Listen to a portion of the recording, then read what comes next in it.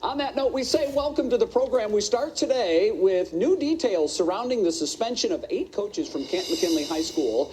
A father in the school district alleges that the coaches forced his son to go against his religious beliefs and eat pork as a form of punishment. Will Ewick joins us live now with the details. Will, good afternoon to you. This is a very interesting story.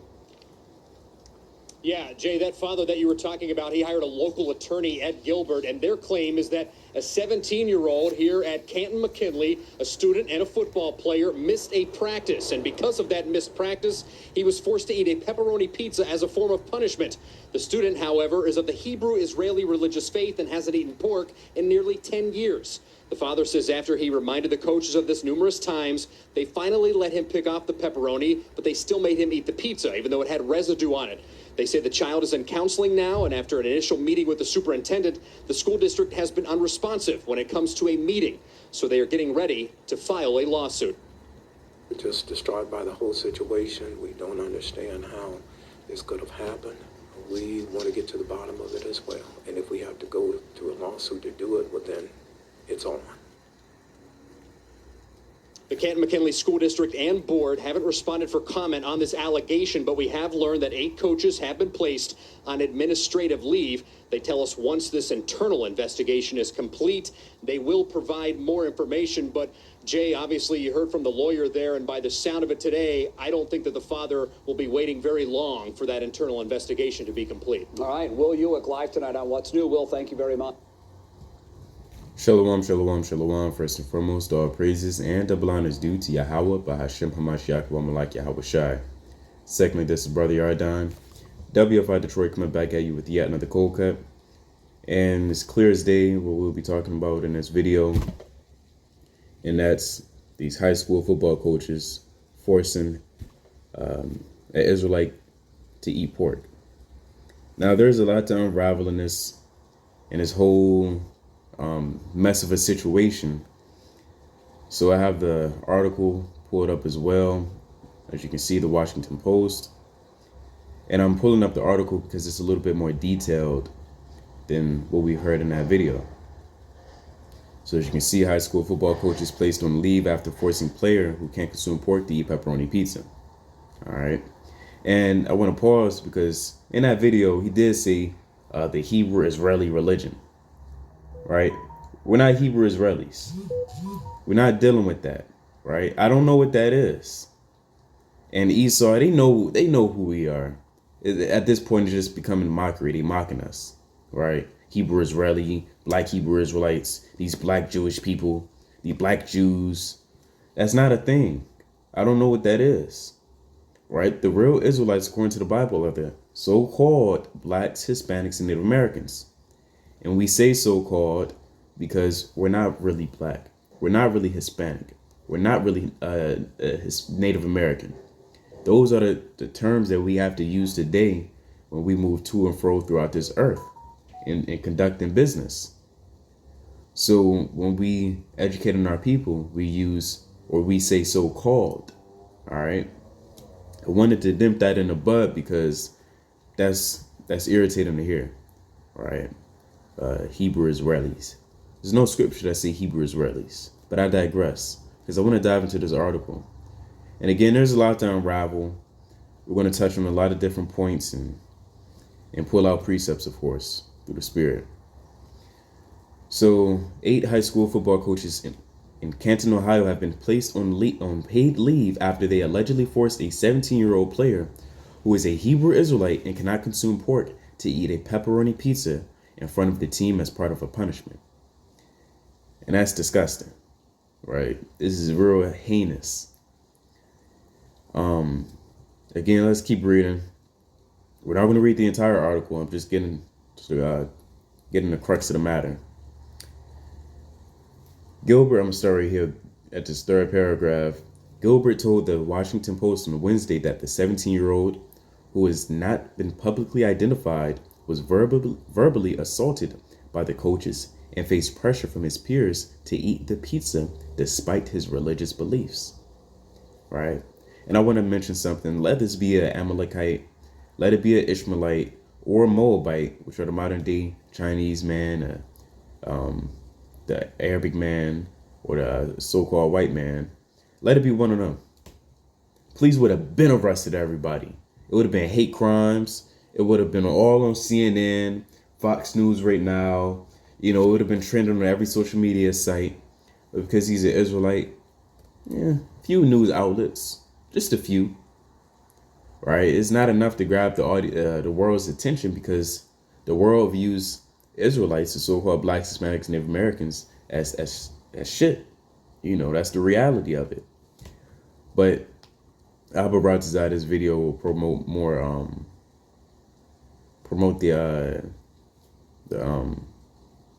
I should say magnify the name of the Lord, right? Because the purpose of this video isn't to bash or, you know, say this brother's wicked or whatever, but more so exhort Israel, right? Because there's going to be situations in a future where you might be placed in a situation and Esau tell you, hey, break the laws at the Most High, right? Eat this pork, break the Sabbath day, get that shot, right? Those situations will come sooner than later, right? It's definitely going to happen. The same way it happened to our forefathers in the book of Maccabees. All right, but we'll get those precepts in a minute. I'm going to finish this article. Publicly identified was verbally. Yep, we read that. Let's keep reading.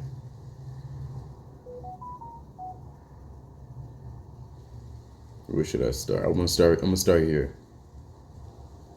Gilbert told the Post that the boy, who was reportedly 6'5" and 280 pounds, injured his shoulder May 19th, and that he skipped practice the next day.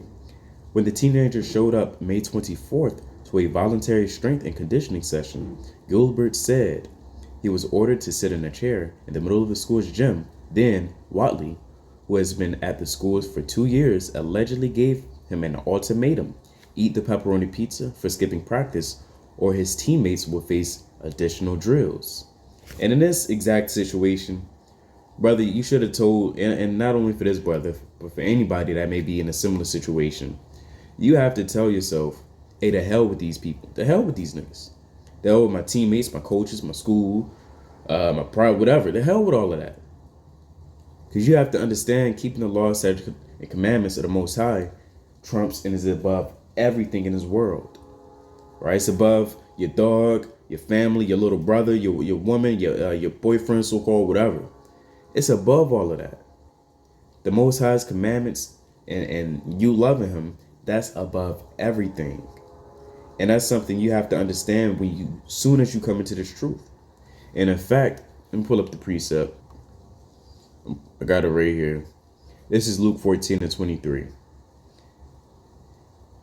And the Lord said unto the servant, go out into the highways and hedges, and compel them to come in, that my house may be filled. For I say unto you, that none of those men which were bidden shall taste of my supper. And there were great multitudes with him. And he turned and said unto them, if any man come to me, and hate not his father, and mother, and wife, and children, and brethren, and sisters, yea, and his own life also, he cannot be my disciple. And I want to break that down real quick, because there are some brothers that may think, and sisters that may think that's literal.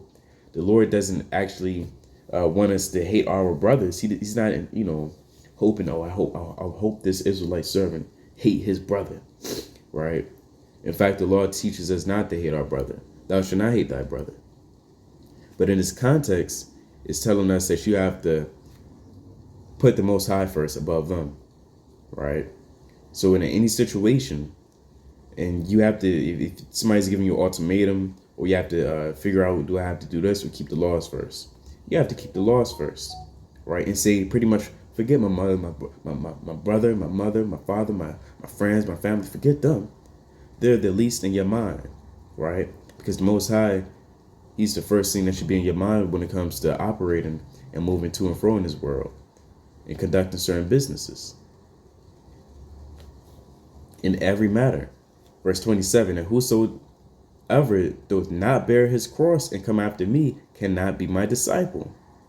For which of you intending to build a tower sitteth not down first and counteth the cost, whether he have sufficient to finish it. In other words, I'll simplify this. When you're about to execute a certain plan, you have to figure out A, B, and C, X, Y, Z. If this happens, then I have to do that. If that happens, then I have to do this. You have to count the cost and consider what might happen, right?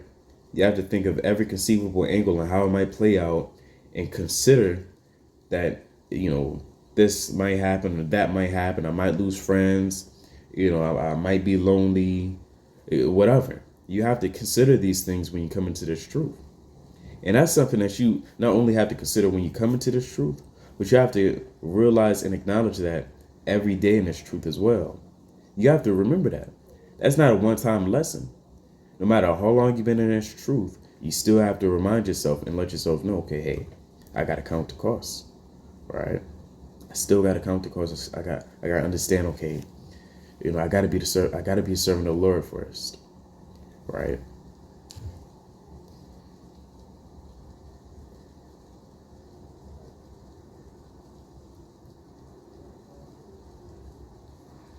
Gilbert told the Post, Slovakia. Gilbert told the Post that the boy, who is reportedly 6'5" and 280 pounds, injured his right Slovakia injured his shoulder May 19th and he skipped practice the next day. But the teenager showed up May 24th to a voluntary strength and conditioning session.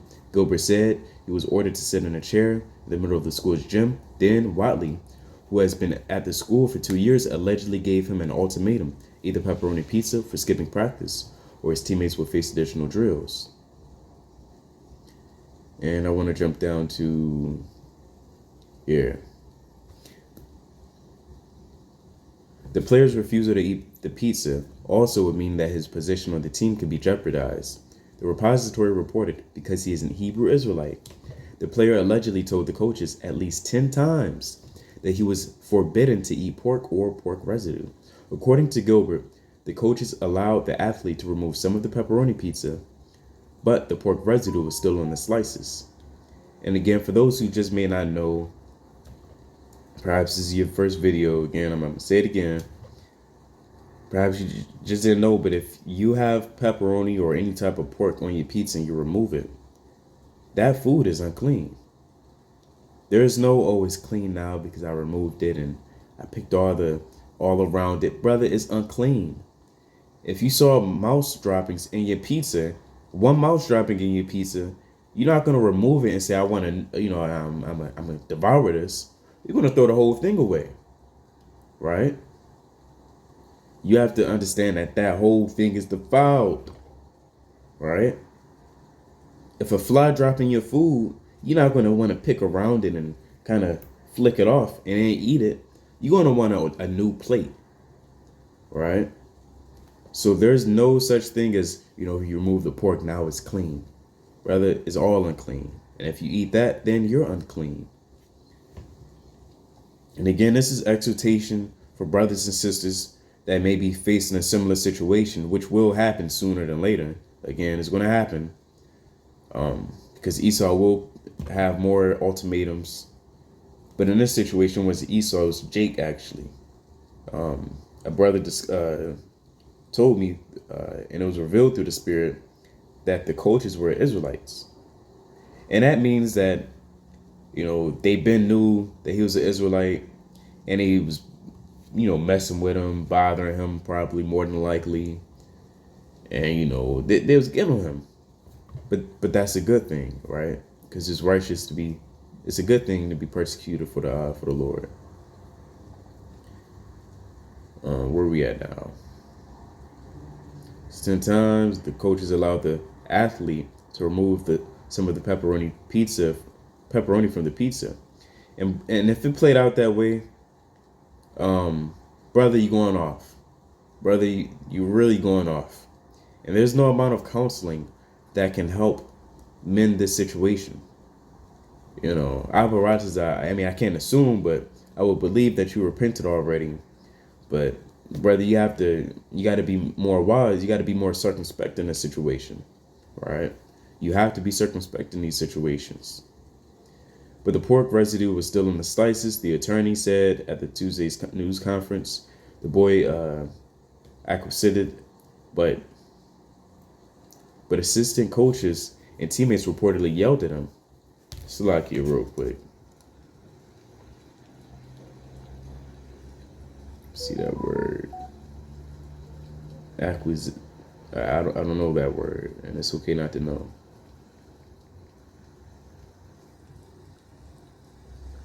Slovakia.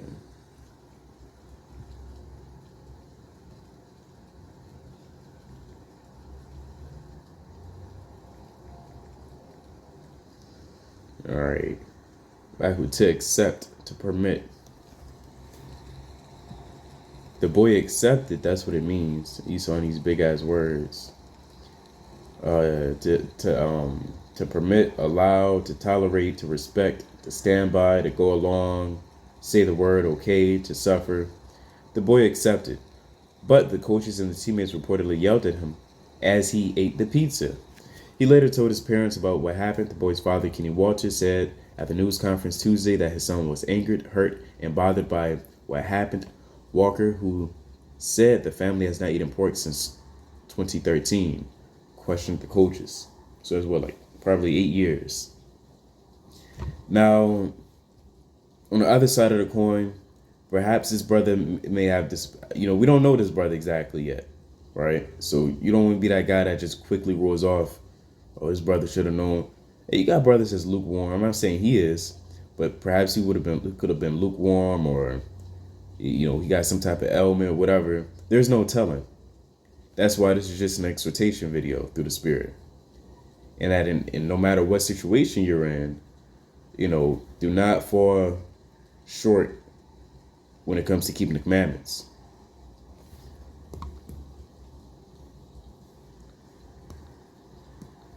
Because I'm always skeptical when, Esau, puts stuff on the media.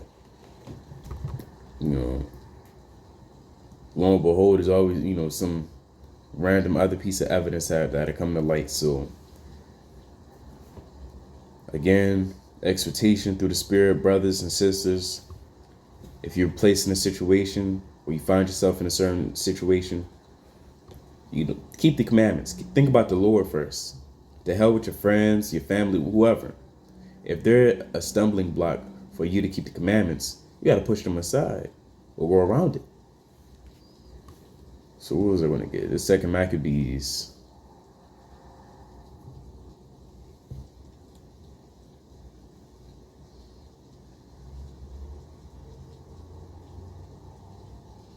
I'll start at 6. Second Maccabees chapter 6 verse 7. And in the day of the king's birth, every month they were brought by bitter constraint to eat of the sacrifices. And when the feast of Bacchus was kept, the Jews were compelled to go into procession to Bacchus carrying jewelry. Moreover, there went out a decree into the neighboring cities of the heathen by the suggestion of Ptolemy against the Jews that they should observe the same fashion and be like partakers of their sacrifices. And whoso would not conform themselves to the manner of the Gentiles should be put to death. And those days are going to happen sooner than later. Those days are actually about to happen all over again, for there is nothing new under the sun. Should be put to death, then might a man have seen the present misery. For there were two women brought who had circumcised their children, which is righteous according to the law, whom when they had openly led round about the city, the babes hanging at their breasts, they cast them down headlong from the wall. And whoever these two women are, they died mightily, right? These are examples of women dying for the word, right? So these just the precept. And the others, Slack and others that had run together into caves nearby to keep the Sabbath day secretly, according Slack is secretly being discovered to Philip, were all burnt together because they had made a concession to help themselves for the honor of the most sacred day. Now I beseech those that read this book that they be not discouraged for these calamities, but that they judge those punishments not to be for destruction, but for a chastening of our nation. For it is a token of this great goodness when wicked doers are not suffered any long time, but forthwith punished. For not as with other nations whom the Lord patiently forbeareth to punish, till they come to the fullness of their sins, so dealeth he with us. It's a good precept. Lest that being come to a height of sin, afterwards he should take vengeance of us. And therefore, so he's not dealing with us, he's not dealing with the heathen like he's dealing with us. If you understand what I'm saying. He's dealing with us on another level. Eleazar, I'm going to jump down to 18. Eleazar, one of the principal scribes, an aged man, and of a well-favored countenance, was constrained to open his mouth and to eat swine's flesh. But choosing rather to die gloriously than to live stained with such an abomination, spit it forth, and came out of his own accord to the torment, as it behooved them to come that are resolute to stand out against such things as are not lawful for the love of life to be tasted. But they that had the charge of the wicked feast, for the old acquaintance they had with the man, taking him aside, besought him to bring flesh of his own provision, such as was lawful for him to use, and make as if he did eat of the flesh taken from the sacrifice commanded by the king. So if you need to understand what's going on, they trying to now he's not eating this pork. They said, all right, we'll bring you something that's is clean, but we'll just say it's pork. We're going to make it seem like it's pork. All right. Verse 22, that in doing so he might be delivered from death, and for the old friendship with them might find favor. It's like it. But he began to consider discreetly, and as became his age, and the excellency of his ancient years, and the honor of his gray head, whereunto he was come, and his most honest education from a child, or rather the holy law made and given by God. Therefore he answered accordingly, and willed them straight ways to send him to the grave. He said, look, put me to the grave, man. And that's a mighty thing to say. For it be, he answered accordingly and willed them straightness to send him to the grave. So if you're in that situation, that's something you can say. Like, hey, man, just put me to death. All right, I'm better off dead. And we actually say that on the highways and byways. Like, we don't got nothing left to, what do we have to lose here? Everything's fake. Nothing's real. These headphones, they're not worth a damn. Our shoes, our pants, they rip. It's all carnal stuff. It's not worth nothing. Verse 24, so you have to take that in consideration as well. Like, you're not living for, living and then a glorious life. Even if you do eat that, it's like nothing glorious is going to come afterwards. Because this place is still wicked. We're literally in a valley of the shadow of darkness.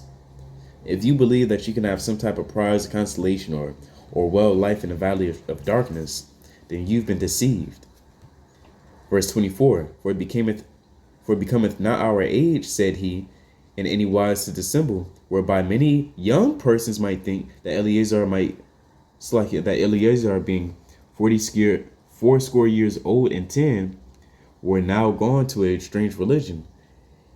And so they, through mine hypocrisy and desire to live a little time and a moment longer, should have been deceived by me, and I get a stain to mine own age and make it abominable.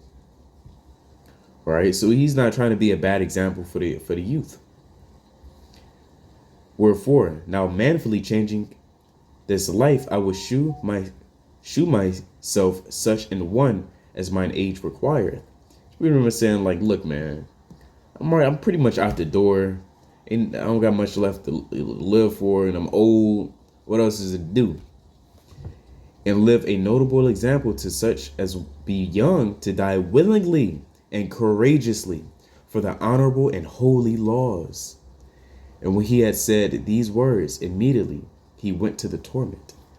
They that led him, changing the good, will they bear him a little before into hatred, because the foresaid speeches proceeded as they thought from a desperate mind. But when he was ready to die with stripes, he groaned and said, It is manifest unto the Lord, that hath the holy knowledge, that whereas I might have been delivered from death, I now endure sore pains in my body, by being beaten, but in soul am well content to suffer these things, because I fear him. And thus this man died, leaving his death for an example of noble courage and a memorial of virtue, not only to young men, but unto all his nation. So that man Eleazar, he has a mighty name, and it still echoes throughout time. Right? If you're an Israelite and you don't know about Eleazar, you're kind of going off.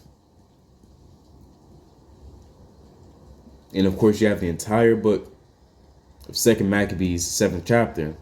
Right? Brothers need to read that. I'm going to wrap it up with this.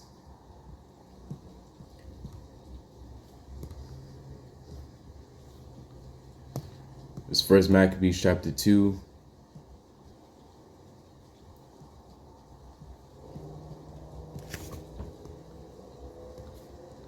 Salakia. I need that. Where's that precept?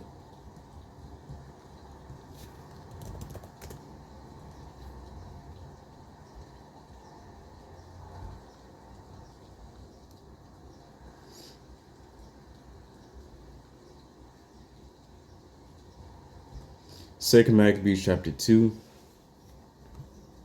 verse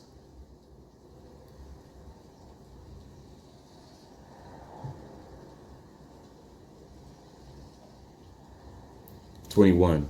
And the manifest signs that came from heaven unto those that behaved themselves manfully to their honor for Judaism,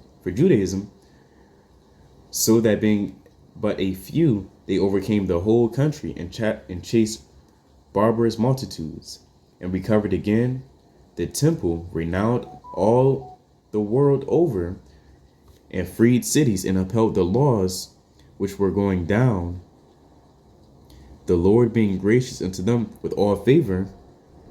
All these things I say, being declared by Jason of Cyrene in 5 books, we will essay to abridge in 1 volume, to consider, it's like for considering the infinite number and difficulty which they find that desired to look into the narrations of the story for the variety of the matter.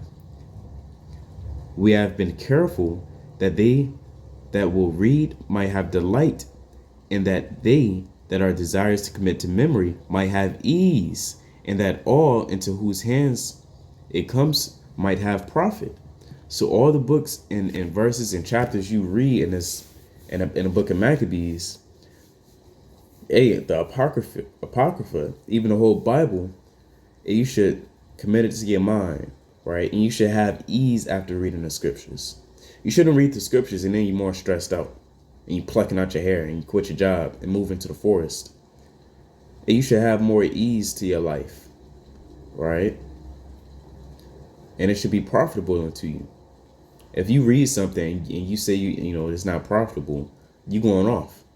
And I might call you wicked. Because everything, every verse, every word, every chapter in this book, right, is profitable. But with that, I'm going to bid Israel Shalom. Stay strong in the spirit and power of Yahweh Shema Shai. Pray, fast, and repent. Do not be, if sinners entice thee, consent thou not, like it's in Proverbs 1 and 10. Let me get it real quick. Salakia. Brothers and sisters, see it. My son, oh shoot. Salakia, bear with me.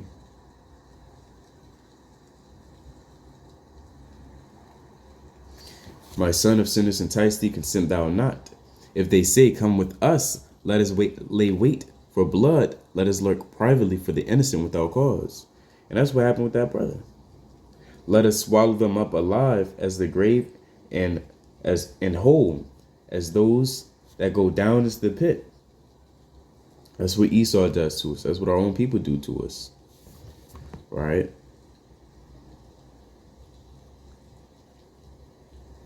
find the last one. Sirach 4:28. Strive for the truth unto death, and the Lord shall fight for thee.